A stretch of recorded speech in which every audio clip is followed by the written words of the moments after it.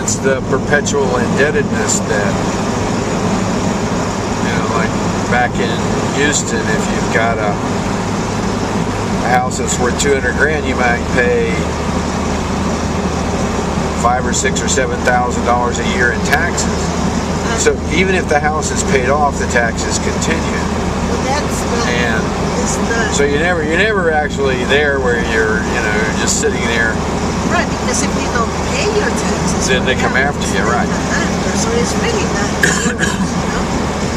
So there's a trade-off, yeah. I think. And the standard of living usually requires you have a business or a house to support it, unless you're independently wealthy, which most people aren't. So that's where the tie-in is. That's the big lie, or what they used to call the big lie, the affluence. Because realistically, you're affluent because you borrow and you pay it back with your time.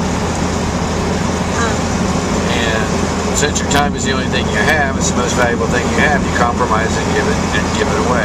Well, you give it away, you trade it. Your life or your So what we've been able to do is to kind of say, well, at least for this past year and a half, we haven't, we've had, most of the time's been free. We've had to work a little bit and do things otherwise. Right. And live like gypsies, but, the time has been free. About as free as you can get. And that's the one thing that I think, ever since leaving California and the whole trip, it's really struck me. Either people would say that, or,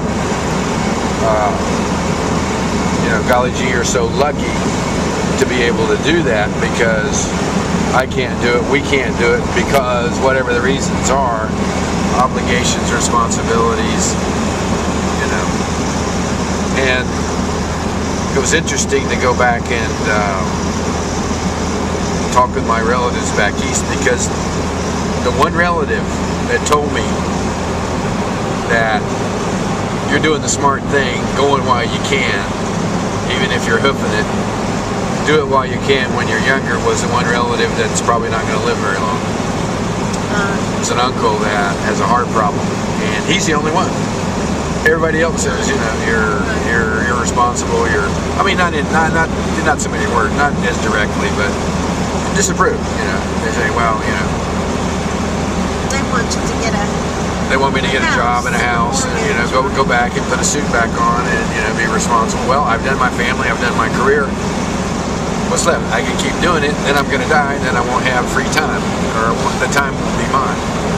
But the one relative says, you're smart. And I think back over that.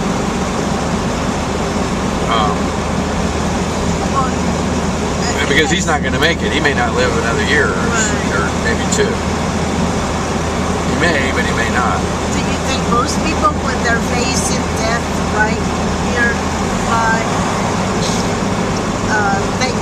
they make them think differently?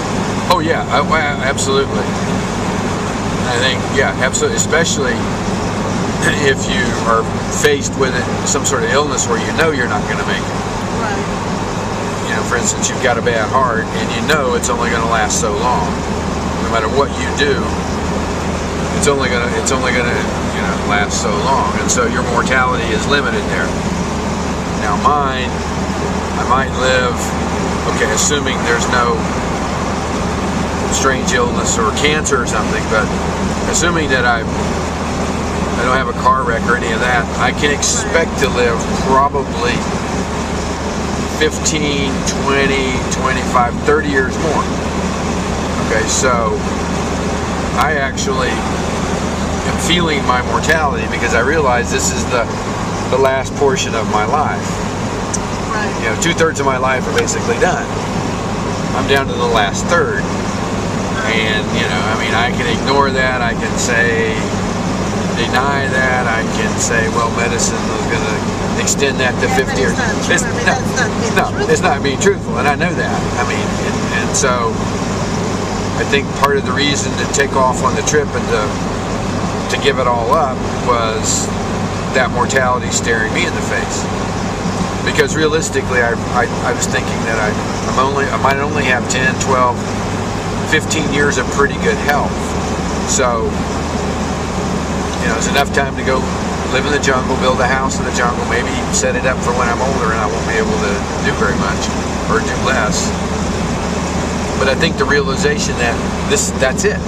I've only got 10, 15 more years to go before I get weaker and maybe sick and start having health problems and, you know, whatever, you know, get old or older or too old. And I think that brought about a sense of urgency, and I was saying, okay, so what am I going to do with that 10 years or that 15 years? Well, things that you like and enjoy. And partly, yeah. Pleasure and not anxiety and fear. Right, and go about, check things out. Yeah. Right, go traveling, because when I was younger, that was the thing that I enjoyed the most. And much more enjoyable travel. I enjoy traveling more than going to school, for sure.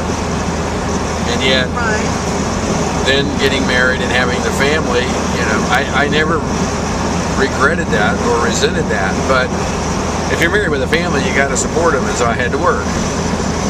And you have to get up in the morning and go to work. So okay, you know, and that was fine. But when that part was over, and I could say, okay, now what am I working for? And is it to get a bigger house or a fancier car, or, you know? Well, that's where we started the conversation, is that perpetual debt. Right. And I don't think nobody. So you're gonna go to your grave, or to your cremation, I guess you would say now, one way or the other. And so, what are you gonna do with the intervening time? And you know, just to me, it was that I wanted to use it as I wanted to use it. And I wanted it to be my destiny and my choice, rather than nature, or you know, or my past experiences, even, or certainly society and social pressure saying, you know, you need to do this. You know, the heck with that. I wanted to determine that, to make that determination. Okay, now that could be bad of me. I'm not saying that I'm right, but for me it's right. It's certainly not right for everybody, because you know, people are going to think you're crazy or nuts and you're stupid and you're whatever, irresponsible.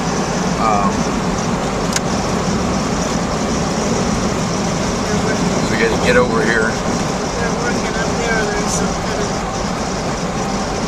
flashing lights on either side. Some over there too. There's some clown passing on the.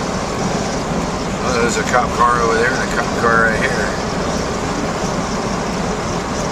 They're looking for somebody, maybe. Yeah. Maybe this guy over here. But no, I know they're going back to it. Hey, he robbed the bank and it's full of money there. Let me get over here. Fancy. So no, I wanted to make that determination. So win, lose, draw, whatever, it was my decision, and not. I didn't want to, you know, be 20 years down the road and be kind of, you know, feeble and decrepit and say, well, golly gee, I didn't make my own choices and regret that. The heck with that. No. And I think that was the thing about mortality staring me in the face. Yeah, you know? well, when you were younger, you could have been free, you could have traveled, you could have gone places, but you know, one needs money in order to do that. Well, yeah. Well, the thing is, yeah, but you could have stopped working. No, I could have, yeah, but the thing is, you can't really do that if you have a family. I mean, yeah, it's a lot tougher to do it with a family. And I decided to have a family. That's what I wanted, and that was my choice, and it was a good choice. This way, stop. Yeah. Well, I can't get over now. Sorry.